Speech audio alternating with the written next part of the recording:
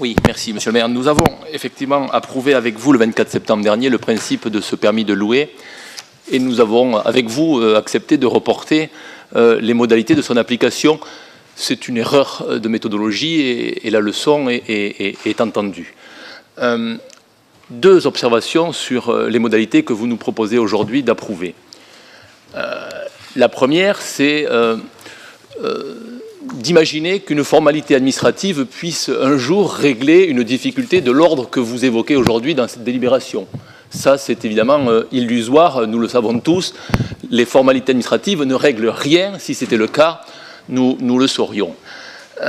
Donc la question qui se pose, c'est celle de savoir finalement si ce permis de louer est toujours aujourd'hui aussi utile qu'on l'imagine.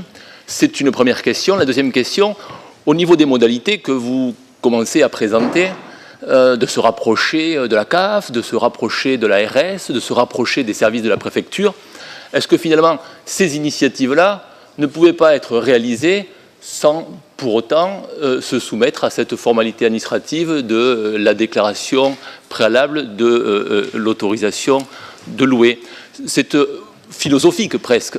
Est-ce qu'on est obligé de se soumettre à une autorisation administrative alors qu'on peut effectivement se rapprocher d'autres services comme des services de l'État pour partager ensemble les informations dont nous disposons sur le quartier, sur le logement, sur les fichiers dans la mesure du possible et arriver à résoudre cette problématique? Voilà les deux observations que je voulais faire.